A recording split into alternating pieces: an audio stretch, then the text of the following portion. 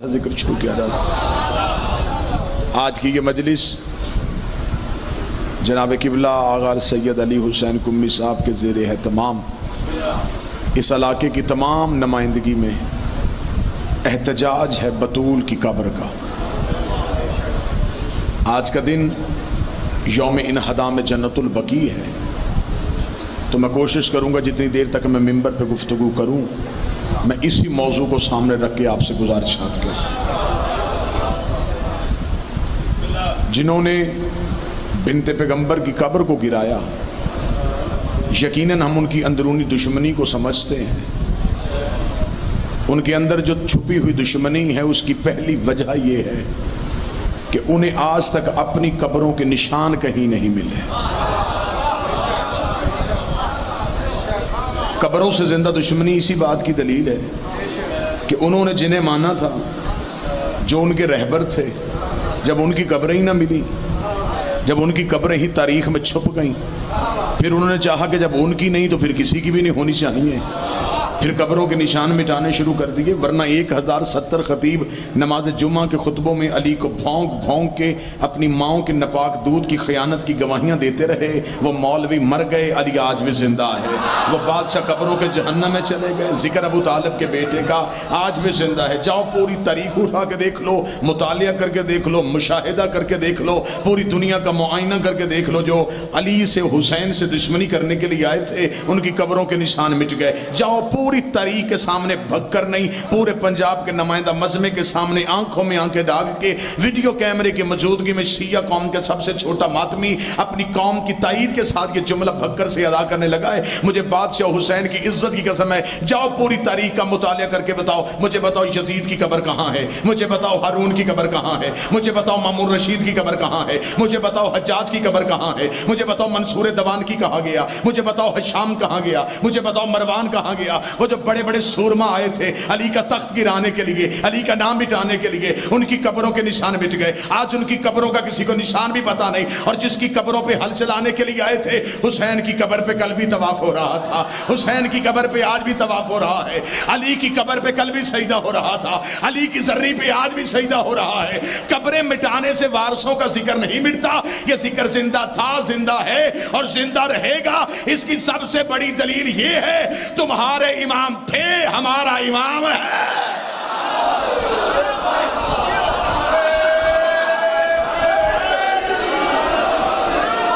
مٹ جاتی ہیں، بسم اللہ سے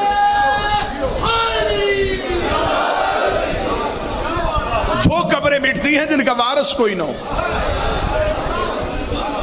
مجھے بادشاہ حسین کی عزت کی قسم ہے، بابا نزاکت شاہ جی، پیر حبیب شاہ جی، مولانا غلام جعفر تیار صاحب بیٹھے، میرے بھائی چانڈیو، علی محمد جوئی صاحب، مجھے بادشاہ حسین کی عزت کی قسم ہے، جنت البقیع پہچانی ہی سیدہ کی وجہ سے جاتی ہے۔ انہوں نے قبر کا نشان مٹانا چاہا کہ قبر مٹا دیں گے، بطول کی قبر مٹ جائے گی، بطول کا نام کوئی نہیں لے گا۔ آج وہ قبرستان پہچاننا ہی بطول کے نام سے جاتی ہے۔ اور یہ آج 8 شوال چاہیے تھا، پوری امت مسلمہ احتجاج کرتی۔ مجھے دکھ ہے ان دینی رہنماؤں پہ جنہیں کشمیر کا ظلم تو یاد ہے، یوم القدس پہ ریلیاں نکل سکتی ہیں، امریکہ ڈرون حملہ کرے تو اگلے دن تیرے ملک کے ذمہ دار مولوی ٹی وی پہ آ کے بیٹھ جائے، ناحق خون ہوا ہے، یہ گھر گرا دیے گئے ہیں۔ آج چاہیے تھا کہ پوری امت مسلمہ احتجاج کرتی، اور شاید ویڈیو کیمرے کی موجودگی میں میری بات جہاں تک میں پہنچانا چاہتا ہوں وہاں تک پہنچ جائے۔ مجھے صرف قوم کی تائید چاہیے بابا جی، وہاں پہ صرف اور صرف یہ نہیں، اگر صرف جناب سیدہ کی قبر ہوتی تو یہ کہہ دیتے کہ شیعہ محبت کرتے ہیں آل محمد سے، اس لیے یہ احتجاج کرتے ہیں۔ وہاں پہ صرف نبی کی بیٹی کی قبر نہیں، وہاں پہ نبی کی بیویوں کی قبریں بھی ہیں، جناب صفیہ کی قبر وہاں پہ، جناب ماریہ قبطیہ کی قبر وہاں پہ، جناب ام سلمہ کی قبر کہاں پہ ہے؟ جناب ام البنین کی قبر وہاں پہ ہے، جناب ام لیلہ کی قبر وہاں پہ ہے، جناب ام رباب کی قبر وہاں پہ ہے، علی زین العابدین وہاں پہ ہے، محمد باقر وہاں پہ ہے، امام 4 وہاں پہ ہے، صحابہ وہاں پہ ہے، زید بن ارقم کی قبر وہاں پہ ہے، اسود کی قبر وہاں پہ ہے، عثمان بن منظوم کی قبر کہاں پہ ہے؟ جو آج صحابہ کے نام پہ بندے مارنے کے لیے تیار ہو جاتے ہو، وہاں صحابہ کی قبریں کرائی گئی، وہاں نبی کی بیویوں کی قبریں کرائی گئی. یہاں امت مسلمہ میں خاموشی کیوں ہے؟ یہ خاموشی صرف اس لیے ہے کہ ریال سعودیہ سے آتے ہیں، یہ خاموشی اس لیے ہے کہ تنخواہیں اسرائیل سے آتی ہے، یہ خاموشیاں اس لیے ہے یہ روٹیاں امریکہ سے آتی ہے. تم امریکہ کے ٹکڑوں پہ پلے ہو، تم اسرائیل کے ٹکڑوں پہ پلے ہو. حسین کی عزت کی قسم ہے، میری قوم نہ موت سے ڈرتی ہے، بڑی سے بڑی طاقت کی آنکھوں میں آنکھیں ڈال کے ہم منبر پہ اعلان اس لیے کر لیتے ہیں کہ پوری کائنات میں اتنے لوگ یزید کے نام پہ جینے کو تیار نہیں جتنے حسین کے نام پہ مرنے کو تیار.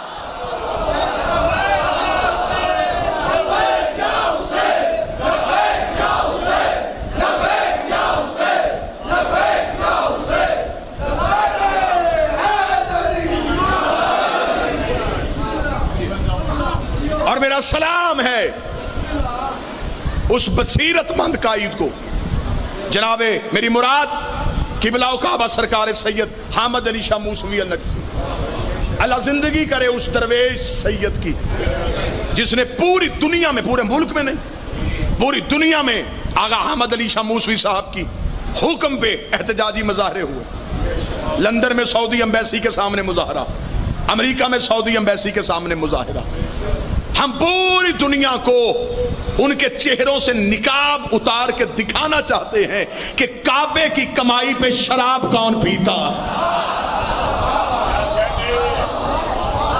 میرے ملک کے ذمہ دار حکومتی ارکان چپ، یہاں خاموشیاں. یہاں ایک صحابی کے نام پہ توہین ہو تو بندے مرنے مارنے کے لیے آ جائیں. آج اٹھے نہ کوئی آواز کرے صرف اس لیے کہ نہیں جی وہ امام کعبہ ہیں، وہ تو سعودی حکمران ہیں، وہ تو خانہ کعبہ کے متولی ہیں، کعبے کی چابی ان کے گھر پڑی ہوئی ہے. مجھے دکھ ہوا، مجھے تکلیف ہوا. پچھلے دنوں امام کعبہ پاکستان میں بھی آئے تھے، وہ کراچی میں بھی گئے، وہ لاہور میں بھی گئے. بابا جب وہ لاہور میں آئے تو انہوں نے لاہور کی بحریہ ٹاؤن کی مسجد میں نماز پڑھائی. میڈیا نے منظر دکھائے کیونکہ اب ٹی وی کی آنکھ سے کوئی نہیں بچتا، کیمرے کی آنکھ ہر چیز کو کیپچر کر لیتی ہے. کیمرے نے ہمیں منظر دکھایا جب امام کعبہ دہریہ ٹاؤن سے نماز پڑھا کے نکلے تو میں نے بڑے بڑے مذہبی رہنماؤں کو امام کعبہ کے کپڑے چومتے دیکھا. ہاتھ لگانا تو وہ سمجھتے تھے نا یہ بڑی فضیلت ہے، ہاتھ تو لگ ہی نہیں سکتا، کپڑے چوم رہے تھے. بھکر میں خاموشی ہو گئی، میں جملہ بدل دیتا ہوں. امام کعبہ کے کپڑے وہ چوم رہے تھے جو رسول کے روزے کی جالی نہیں چومتے. ابھی بھی سمجھ نہیں آئی؟ بابا حبیب شاہ جی انہوں نے امام کعبہ کے کپڑے چومے، امام کعبہ کی عبا چومی، امام کعبہ کا لباس چوما. پھر انہوں نے ایک ہی بات کہی کہ ہم ان کے کپڑے اس لیے چوم رہے تھے ہماری طرح ہی بشر ہیں، ہماری طرح ہی انسان ہیں، ہماری طرح کھاتے ہیں، ہماری طرح پیتے ہیں، لیکن ان کے کپڑے ہم اس لیے چوم رہے تھے یہ کعبے میں نماز پڑھاتے ہیں، یہ کعبے میں نماز پڑھاتے ہیں، یہ کعبے میں نماز پڑھاتے ہیں. ڈوب کے مر جا مولوی، جو کعبے میں نماز پڑھائے اس کے کپڑے چومنا ثواب ہے، اور جو کعبے میں آیا ہو اس کے بیٹے کا علم چومنا بھی ثواب ہے.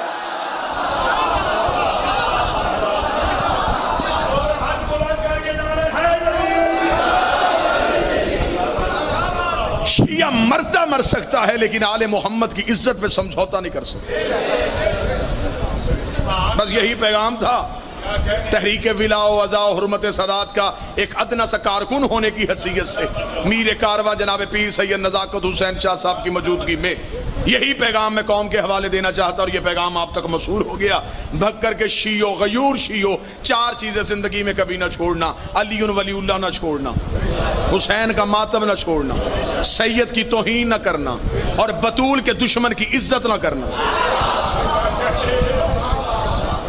آج زمانہ کروٹیں لے رہا ہے، آج چہرے بدل رہے ہیں، آج بندے شیعہ ہو کے گھبرا رہے ہیں کہ نہیں جی ہم اگر لعنت کریں گے تو کسی کو برا لگے گا. کسی کو برا لگتا ہے تو لگے. ٹی وی پہ بیٹھ کے شیعہ مولوی کہتا ہے کہ نہیں مقدسات کا احترام ہوگا، ہم فلاں کا بھی احترام کریں گے، ہم فلاں کا بھی احترام کریں گے. تیری مجبوری ہو سکتی ہے، میری کوئی مجبوری نہیں. ہم علی کا کھاتے ہیں، ہم علی کا گائیں گے. ہم سے ہر اس بندے کا احترام ہوگا جس نے بطول کا احترام کیا. ہم اور اس بندے پہ لعنت کریں گے جو سیدہ کا دشمن ہوگا. جب ہم لعنت کا لفظ استعمال کرتے ہیں تو بعض شیعہ سنجیدہ بندے وہ خاموش ہو جاتے ہیں. نہیں جی آپ شیعہ ذاکرین کو بھی چاہیے آپ یہ لفظ لعنت کا استعمال نہ کریں, یہ ہم نے کیا ہے, یہ تو اللہ نے قرآن میں کی ہے. لے جی آخری سطریں اور میں شاید یہیں پہ ممبر چھوڑ دوں. میں بھکر میں اس نمائندہ مجمع کے سامنے اللہ کے قرآن سے بطول کے دشمن پہ لعنت ثابت کرتا ہوں. اب مجمع میرا ساتھ دے گا تو میں جملہ پڑھوں گا نا جی. میں قرآن سے سیدہ کے دشمن پہ لعنت ثابت کرتا ہوں. اللہ قرآن میں کہتا ہے یوم ندعو کل اناس بامامہم, ہر شخص کو امام کے نام پہ اٹھایا جائے گا. ہمیں فخر ہے ہمارا امام علی ہے, ہمارے ہر فعل کا ذمہ دار علی, ہم ہر کام علی کے آسرے پہ کرتے ہیں. خدا نے مباہلے کے میدان میں جب عیسائی بھی بلائے تھے, ادھر سے رسول کو کہا کہ پنجتن لے کے آ. اگلی آیت خدا نے کیا بھیجی تھی, ثم نبتہل فنجل لعنت اللہ علی الکاذبین. خدا نے کہا سچے بھی آئیں جھوٹے بھی آئیں, پھر جو بھی جھوٹا ہوگا. مجمع بولے گا تو میں سطرے پڑھوں گا نا سرکار. جو جھوٹا ہوگا وہ لعنت لے کے چلا جائے گا, جو جھوٹا ہوگا وہ لعنت لے کے چلے گا, جو جھوٹا ہوگا وہ لعنت. خدا نے نام نہیں لیا, خدا نے کہا جو جھوٹا ہوگا وہ لعنت لے کے چلا جائے گا. خدا نے کہا جو سچوں کے مقابلے پہ آئے گا وہ لعنت لے کے چلے گا. نہ بھکر میں انصاف کرنا, میرا حق بنتا ہو میری بول کے تائید کر دینا. اللہ عالم الغیب ہے کہ خدا نہیں جانتا تھا کہ عیسائیوں نے بحث نہیں کرنی, جانتا تھا. جب خدا کو پتا تھا کہ انہوں نے بحث نہیں کرنی, پھر خدا نے لعنت بھیجی کیوں ہے؟ اس کا مطلب لعنت آئی ہے تو کسی نہ کسی کے لیے تو آئی ہے. عیسائیوں نے تو قبول نہیں کیا, پھر وہ لعنت گئی تو گئی کہاں؟ مسجد کے مولوی سے لے کے مکے کے مفتی تک سر پہ قرآن رکھ کے بتاؤ مجھے قرآن کی وہ آیت نکال کے بتاؤ جہاں پہ اللہ نے کہا کہ میں نے لعنت بھیجی تھی لیکن عیسائیوں نے معافی مانگ لی, میں نے لعنت واپس بلا لی, یا میں نے لعنت رحمت میں بدل دی. آتی ہوئی لعنت دکھا رہے ہو, جاتی ہوئی لعنت کیوں نہیں دکھا رہے کہ لعنت آئی تھی تو گئی کہاں تھی؟ خدا نے کہا تھا جو پنجتن کے مقابلے پہ آئے گا مباہلے کے میدان سے زندہ واپس نہیں جائے گا, وہ لعنت کو لے کے چلا جائے گا. لعنت مباہلے کے میدان میں انتظار کر رہی تھی. عیسائیوں نے کھڑی ہوئی لعنت کو دیکھا,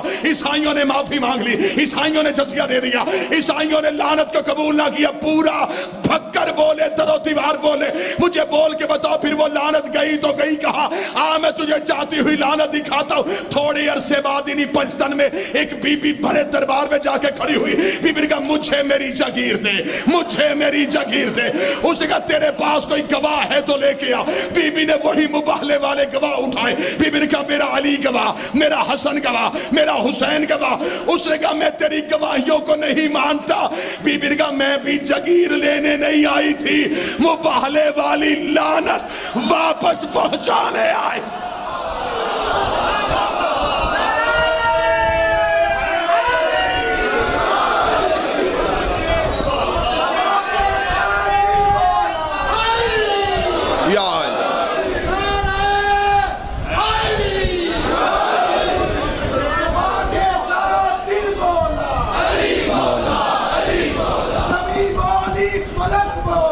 علی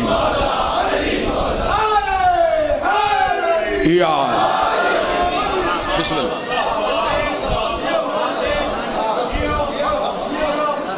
لعنت بطول کے دشمن پہ شیعہ نے نہیں بھیجی, اللہ نے بھیجی. عقیدہ ہے تو سیسا پلائی ہوئی دیوار بن کے جیو, گھٹ گھٹ کے نہیں جینا, شرما شرما کے نہیں جینا.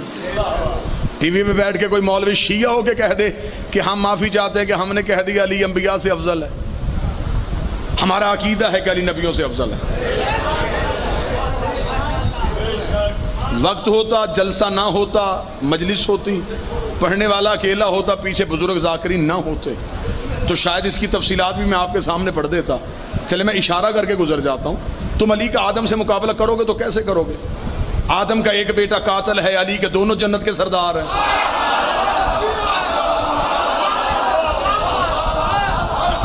آدم کے ساتھ مقابلہ کرو گے تو کرو گے کیسے؟ اللہ قرآن میں کہتا ہے کہ میں نے آدم کی توبہ قبول کی تھی ان کلمات کی وجہ سے. 70 اہل سنت کتابیں میں ممبر پہ لانے کے لیے تیار ہوں. تفسیر ابن خلدون سے لے کے شبلی نعمانی تک, شبلی نعمانی سے لے کے ڈپٹی نذیر تک, ڈپٹی نذیر سے لے کے ڈاکٹر طاہر القادری تک, سب نے لکھا. 70 تفسیریں میں ممبر پہ لے آتا ہوں جس میں لکھا یہ جو آدم کی توبہ قبول ہوئی تھی یہ صرف پنجتن کے ناموں کی وجہ سے ہوئی تھی.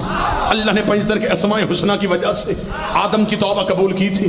جب خدا نے فرشتوں سے پوچھا تھا بتاؤ یہ نام کن کے ہیں، فرشتوں نے کہا میرے اللہ ہم نہیں جانتے. قالوا سبحانک لا علم الا ما علمتنا انک انت العلیم الحکیم. پاک ہے تیری ذات، نہ تو نے کبھی پڑھائے نہ ہم نے کبھی پڑھے، نہ تو نے کبھی سکھائے نہ ہم نے کبھی سیکھے. آواز کو یا آدم و انبیاءہم باسمائہم.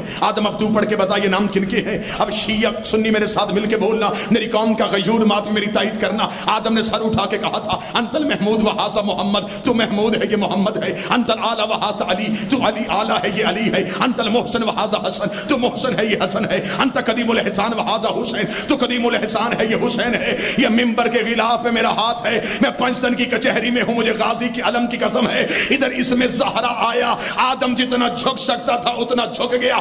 آدم نے کہا یہ وہ ہے جس کا نام لینے کی مجھے اجازت نہیں ہے، جس کا نام لینے کی مجھے اجازت نہیں ہے. ادھر آدم نے سر سجدے میں رکھا. آواز قدرت آئی میرے فرشتوں اب آدم کو سجدہ کر دو. میں دنیا کو بتانا چاہتا ہوں جو بطول کی عزت کرے وہ خلیفۃ اللہ ہوتا ہے، جو توہین کرے وہ لعنت اللہ ہوتا ہے.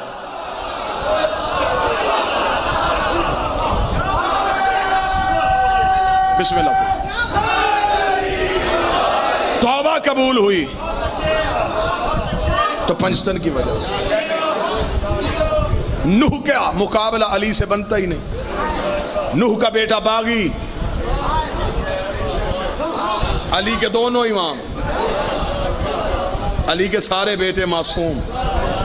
نوح کی بیوی خائنہ، علی کی بیوی ظاہرہ. نوح کی کشتی بچی تو کن کے صدقے سے بچی؟ پہلے وہ کشتی کا ٹکڑا مصر میں پڑا ہوتا تھا، مولویوں نے مصر سے اٹھوا دیا. عیسائی اسے پیرس لے کے گئے، پیرس سے روس چلا گیا. آج بھی روس کے میوزیم میں جناب نوح کی کشتی کا ٹکڑا پڑا ہو. جو نوجوان انٹرنیٹ سے وابستگی رکھتے ہو جاؤ گوگل جا پہ سرچ کرنا. آج بھی روس کے میوزیم میں جناب نوح کی کشتی کا وہ ٹکڑا پڑا ہے. اس پہ عبرانی زبان میں کشتی کے اس ٹکڑے کے اوپر، لکڑی کے اس ٹکڑے پہ کچھ کنندہ تھا، کچھ لکھا ہوا تھا. انہوں نے ماہرین لسانیات بلائے، زبانوں کے ماہر بلائے. ان سے کہا کہ جناب نوح کے دور میں زبان عبرانی تھی، یہ قدیم عبرانی میں لکھا ہوا ہے، اس کا ترجمہ کرو. ٹرانسلیٹ ہوتی ہوتی انگلش میں ہوئی. آج بھی روس کے میوزیم میں، میں ممبر پہ کہہ رہا ہوں، غیر ذمہ دار خطیب نہیں، پوری ذمہ داری کے ساتھ، اتنے ذمہ داران کے سامنے کہہ رہا ہوں، روس کے میوزیم میں آج بھی وہ لوہے، وہ لکڑی کا ٹکڑا اور اس کے نیچے کاغذ پہ وہ لکھا ہوا ہے، جو انگلش میں، جو اس میں عبرانی میں لکھا ہوا ہے، اس میں صاف لکھا ہوا ہے او مائی اللہ keep my hand in those name of محمد، علی، فاطمہ، حسن، حسین. میرے اللہ بچا دے مجھے تجھے محمد کا واسطہ، تجھے علی کا واسطہ، تجھے زہرا کا واسطہ، تجھے حسن حسین کا واسطہ. نوح کی کشتی بچے تو پنجتن کے صدقے سے. موسیٰ سے علی کا مقابلہ کیسے کرو گے؟ موسیٰ کے لیے دریا میں رستہ بنا، سب کی توجہ ہے، دریا میں موسیٰ کے لیے رستہ بنا. بابا جی جناب موسیٰ پار چلے گئے. جب موسیٰ پار گئے تو موسیٰ نے دیکھا، جب موسیٰ نے اپنے بندے پورے کیے تو ایک بندہ ان میں چہرہ چھپا رہا تھا. موسیٰ نے کہا اس کو ذرا قریب لاؤ، یہ چہرہ کیوں چھپا رہا ہے؟ جب وہ بندہ قریب آیا تو اس نے چہرے سے پردہ ہٹایا. موسیٰ نے پہچانا وہ کون تھا. قرآن کہتا ہے وہ سامری جادوگر تھا. تھوڑی زبان سے زحمت کر لیں گے تو بہتر ہوگا. سر ہلاتے ہیں نا، آپ کو کچھ بنتا ہے نا میرا کچھ بنتا ہے. سامری جادوگر، فرعون کے دربار کا سرکاری جادوگر، موسیٰ کے پیچھے پار چلا گیا. قرآن کہتا موسیٰ نے کہا سامری تو پار کیسے آ گیا؟ سامری نے جو جملہ کہا وہ بھگر میں ویسے سننا جیسے جملے کا قد ہے. موسیٰ نے کہا سامری تو پار کیسے آ گیا؟ سامری نے کامتے ہوئے کہا موسیٰ میں نے آخری وقت میں امام بدل لیا تھا، پہلے میرا امام فرعون تھا، این آخری وقت میں تیرے پیچھے چل پڑا. موسیٰ نے کہا اچھا تو میرے پیچھے چلا ہے تو پار آ گیا؟ اس نے کہا مجھے پتا تھا آج جو بھی تیرے پیچھے ہوگا وہ پار چلا جائے گا. نا بات پوری نہیں سنانی، صرف علی کا تقابل کرنا ہے نبیوں کے ساتھ. موسیٰ کے پیچھے سامری پار چلا گیا. قرآن کہتا ہے کہ یہی موسیٰ 40 دن کے لیے کوہ طور پہ گئے. جب حضرت موسیٰ واپس آئے تو حضرت موسیٰ نے اپنے بھائی ہارون سے پوچھا امت کہاں ہے میری؟ اس نے کہا کون سی امت؟ وہ جو بندے مسلمان کیے تھے، اس نے کہا وہ اب اللہ کو سجدہ نہیں کرتے، تو کس کو کرتے ہیں؟ اس نے کہا وہ بچڑے کو۔ موسیٰ نے کہا کون سا بچڑا؟ ہارون نے کہا وہ جسے بچا کے نہیں لایا تھا، سامری، اس نے ایک بچڑا بنایا ہے، وہ اسے اشارہ کرتا ہے، وہ بولتا ہے، وہ لوگوں سے کہتا ہے کہ موسیٰ کا اللہ چھوڑو، اسے سجدہ کرو۔ لہٰذا لوگ اس بچڑے کو سجدہ کرتے، منتیں اس کے آگے، مرادیں اس کے آگے، حاجت روا اسے، مشکل کشا اسے سمجھتے۔ موسیٰ قرآن کہتا عصا اٹھا کے سامری کے گھر کی طرف دوڑا، سامری گھر سے باہر آیا۔ قرآن نے پورا واقعہ لکھا، تفصیلات کا وقت نہیں۔ موسیٰ نے کہا سامری تو بتا، تو نے میری عدم موجودگی میں کوئی بچڑا بنایا ہے؟ اس کا بنایا۔ موسیٰ نے کہا میرے سامنے لا، توڑوں گا نہیں، میری آنکھوں کے سامنے اسے بلوا، میں دیکھوں وہ تیرے کہنے پہ کیسے بولتا ہے۔ قرآن کہتا سامری نے بچڑا لا کے فَإِشَارَتِ إِلَيْهِ، اس کی طرف اشارہ کیا، بچڑا بول پڑا۔ جب بچڑا بولا، موسیٰ کا جملہ آج بھی قرآن میں آیت بن کے ہے۔ موسیٰ نے کہا فَمَا خَطَبَكُمْ یا سامری، سامری میں تجھے قتل نہیں کروں گا، مجھے صرف اتنا بتا تیرے کہنے پہ یہ بچڑا بولا کیسے، تیرے کہنے پہ یہ بچڑا بولا کیسے؟ مجھے نہیں پتا بھکر میں عقیدہ سنا جاتا یا نہیں سنا جاتا، جملہ ہوا میں چھوڑنا نہیں چاہتا، تمہارے قلوب میں اتارنا چاہتا ہوں۔ موسیٰ نے کہا بتا تیرے کہنے پہ بچڑا کیسے بولا؟ سامنے کا موسیٰ تجھے یاد ہے وہ رات والا واقعہ جب تو ہمارے لیے رستہ بنا کے آ رہا تھا، میں بھی تیرے پیچھے پیچھے جا رہا تھا، میرے ذہن میں خیال آیا یہ موسیٰ کے لیے دریا میں رستہ کیسے بنا؟ موسیٰ معاف کرنا، میں نے تیرے آگے ہو کے دیکھا تو تیرے آگے بھی گھوڑے پہ ایک جوان جا رہا تھا، تیرے آگے بھی گھوڑے پہ ایک جوان تھا، وہ گھوڑا جہاں سے اپنے سم اٹھاتا تھا بنجر زمین سے نور نکل رہا تھا۔ سامری کہتا میں اس گھوڑے کے قریب گیا، اس کے سم کے نیچے سے وہ کتبت علیہ، میں نے تھوڑی سی مٹی اٹھائی اور اپنی جیب میں چھپا لی، یہ وہی مٹی ہے، یہ وہی مٹی ہے جو میں نے اس بچڑے کے منہ میں ڈالی۔ اور بچڑے نے بولنا شروع کر دیا، اب ادھر رکھوں میں شیعہ کتابوں کے ڈھیر، ادھر رکھوں میں سنی کتابوں کے ڈھیر۔ جب ہم نے علماء کرام سے پوچھا یہ موسیٰ کے آگے کون تھا، شیعوں نے کہا یہ وہی تھا جو نبیوں کا حاجت روا ہے، جو نبیوں کا مشکل کشا ہے، جو نبیوں کی مشکلیں ٹال دیتا تھا۔ اہل سنت نے کہا نہیں نہیں یہ علی نہیں تھے، یہ جناب جبریل تھے جو موسیٰ کو رستہ دکھا رہے تھے۔ چل میں سنی بھائیوں کی مان لیتا ہوں یہ جبریل تھے۔ اب بتا جبریل ہے کون؟ جبریل ہے علی کا شاگرد، جبریل ہے حسنین کا درسی، جبریل ہے بطول کا نوکر۔ اب مولوی ڈوب کے مر جا جس کے نوکر کے گھوڑے کے سم میں اتنی طاقت ہے، اس کے بیٹے کے ذوالجناح میں کتنی طاقت۔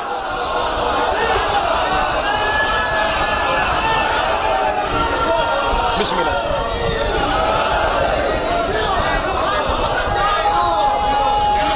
بسم اللہ۔ علی انبیاء سے افضل، حسین نے اپنے صحابی رضی اللہ نہیں کیے، علیہ السلام کیے، نبی بھی علیہ السلام، حسین کے نوکر بھی علیہ السلام۔ حسین نے حر کو رضی اللہ نہیں کیا، حر کو علیہ السلام کیا۔ علیہ السلام یا خدا بناتا ہے یا پھر حسین بناتا ہے۔ 70 نہیں 70,000 دلیلیں اس نوکر کے سینے میں محفوظ۔ ہم نے تو کبھی زندگی میں علی کا نبیوں سے تقابل پڑا ہی نہیں تھا، لیکن اگر تو مجبور کرے گا تو پھر ہمیں بتانا پڑے گا نبیوں سے زیادہ وصف تو علی کے نوکروں میں بھی تھے۔ تجھے کیا پتا کہ سلمان کیا کیا کر لیتا تھا؟ تجھے کیا خبر کہ ابو ذر کیا کیا کر لیتا تھا؟ ابو ذر کو جندب کہتے ہیں، جندب کے بارے میں مشہور ہے کہ ایک دن بابا جی جندب نے آگے جب دیکھا جناب سلمان کو، جناب سلمان سورج کو دیکھ کے کہہ رہے تھے واللیل ادبر والنہار اقبل، رات آگے آ دن پیچھے ہو۔ اب جس کے اندر اتنا سا بھی عقیدہ ہے نا وہ لفظ کے ساتھ سفر کرے گا، رات آگے آ دن پیچھے ہو۔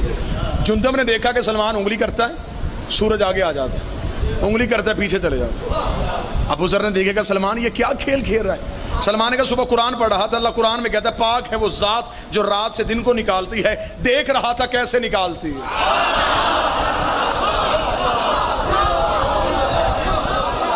جس کے نوکر کائنات میں تجربہ کریں۔ اور مجھے بادشاہ حسین کی عزت کی قسم بندوں کے کلیجے برداشت نہیں کرتے، ابھی تو علی پڑھا ہی نہیں گیا، ابھی علی کی آئی، ابھی ابو ذر نہیں پڑھا گیا، ابھی کمبر نہیں پڑھا گیا، ابھی مقداد نہیں پڑھا گیا، ابھی عمار نہیں پڑھا گیا، ابھی سلمان نہیں پڑھا گیا. بندے چپ ہو گئے، آنکھیں پھاڑ پھاڑ کے ہمیں دیکھنا شروع کر دیتے ہیں. ہم تھوڑا سا فضائل پڑھتے ہیں، بندے پریشان ہو جاتے. غلب ہو گیا جی، علی کو حد سے زیادہ پڑھا دیا. آج تک مجھے وہ مائی کا لال نہیں ملا جو مجھے علی کی حد بتائے کہ اس حد کے اندر رہ کے علی کو ماننا تھا. تم حد سے زیادہ علی کو لے گئے ہو. مجھے حسین کی عزت کی قسم ہے، سلمان تو پھر بھی علی کا نوکر تھا، ابو ذر تو پھر بھی علی کے قدموں میں بیٹھتا تھا، ہمارے یاسر تو علی سے محبت کرتا تھا. مجھے حسین کی عزت کی قسم ہے، علی کے ہاتھ میں ایک لوہے کا ٹکڑا تھا، زمانہ تلوار کہتا تھا، حیدر کرار ذوالفقار کہتا تھا. کئی جنگوں میں علی ذوالفقار ہوا میں چھوڑ دیتے، ذوالفقار ہوا میں لہراتی ہوئی آتی، 3 گردنیں کاٹتی، 4تھی چھوڑ دیتی، 6 کاٹتی، 7ویں چھوڑ دیتی. مال کی اشتر نے قدموں پہ ہاتھ رکھ کے کہا، یا علی یہ تیری تلوار گردنیں چھوڑ کے کیوں چلتی ہے؟ فرمایا گردنیں چھوڑ کے نہیں چلتی، شجرے دیکھ کے چلتی ہے. سارے بولو، مل کے بولو، حیدری. جس کی تلوار حلال اور حرام جانتا، اس کی بیٹیاں بازار میں کھڑی. بس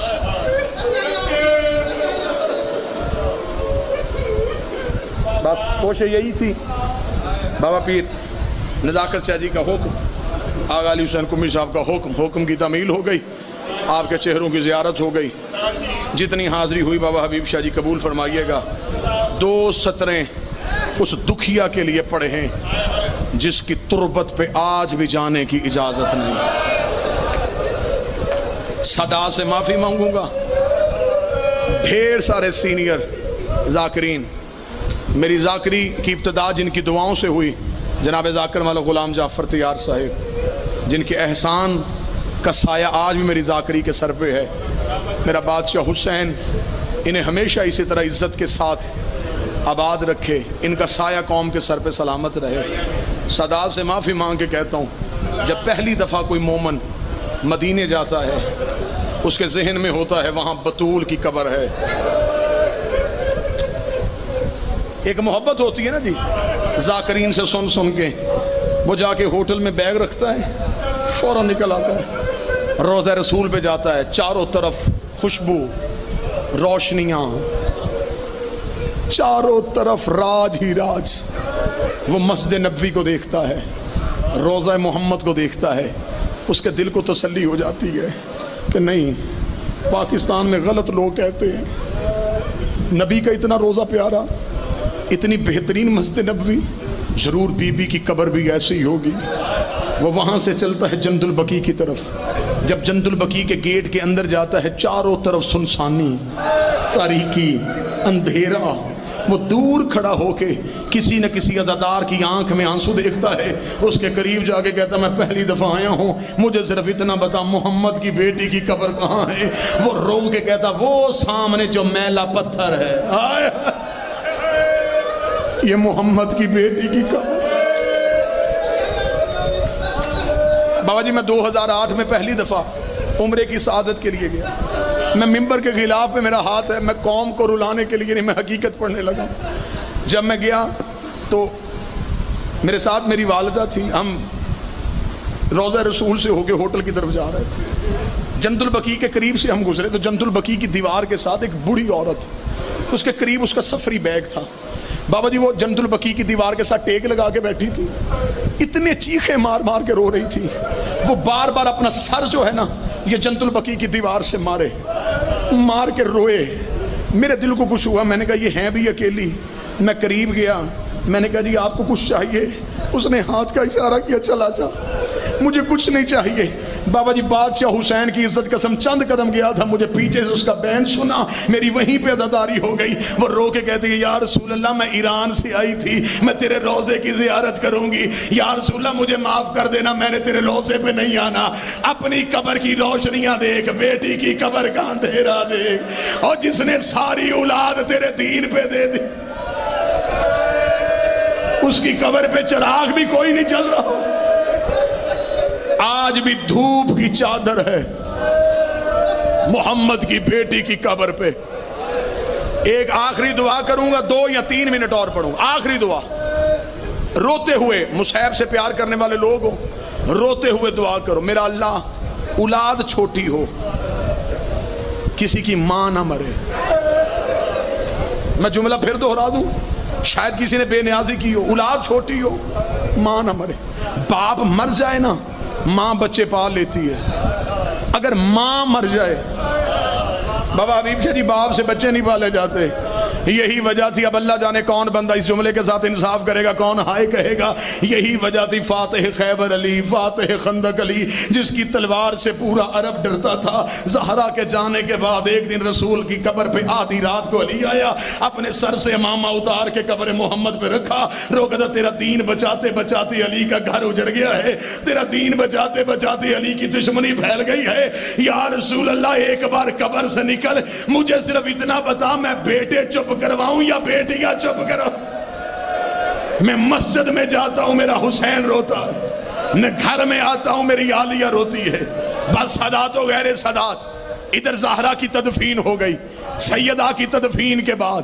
علی اپنے گھر آیا، میں یہی پہ جملہ رو کے پڑھتا ہوں، اللہ نہ کرے، اللہ نہ کرے کسی گھر سے ماں چلی جائے، شام اور رات کے وقت اس گھر میں جا کے یتیموں کا حال دیکھنا، کوئی بچہ خالہ کے ساتھ، کوئی بچہ پھپھی کے ساتھ، کوئی بڑی بہن کے ساتھ سو رہا ہوتا ہے، لوگوں کو پتا ہوتا ہے رات کے وقت بچوں کو ماں یاد آتی ہے، رات کے وقت ہر کوئی سینے سے لگا کے یتیموں کو سلاتا ہے، آدھی رات کو بھی اسے ماں یاد آئے، یہ گھبرا نہ جائے، رکھ میرے سر پہ قرآن، میں غلط پڑھوں بی بی کا مجرم بنوں۔ زہرا کو دفنانے کے بعد علی گھر آیا، علی نے تہجد کے لیے مصلی بچھایا، فضا کی آواز آئی یا علی اجڑ گئے ہیں، علی کی آواز آئی فضا اب کیا ہوا؟ فضا نے چراغ روشن کر کے کہا یا علی ایک بار مصلی چھوڑ، وہ دیکھ مٹی پہ تیری زینب سو رہی ہے، وہ دیکھ دروازے پہ تیری کلثوم سو رہی ہے، یا علی تیری عزت کی قسم ہے میں پورا گھر تلاش کر آئی ہوں، مجھے حسین نہیں مل رہا، مجھے حسین نظر نہیں آیا۔ علی نے تلوار نعام سے نکالی، مدینے کی گلیوں میں علی کے بہن آئے، جب علی جنت البقیع میں پہنچے علی کی آواز تیز ہو گئی، حسین ماں کی قبر پہ منہ رکھ کے رو رو کے کہہ رہا تھا اماں مجھے نیند نہیں آ رہی، اماں گھر واپس آ جا، اماں تیری زینب ڈر گئی۔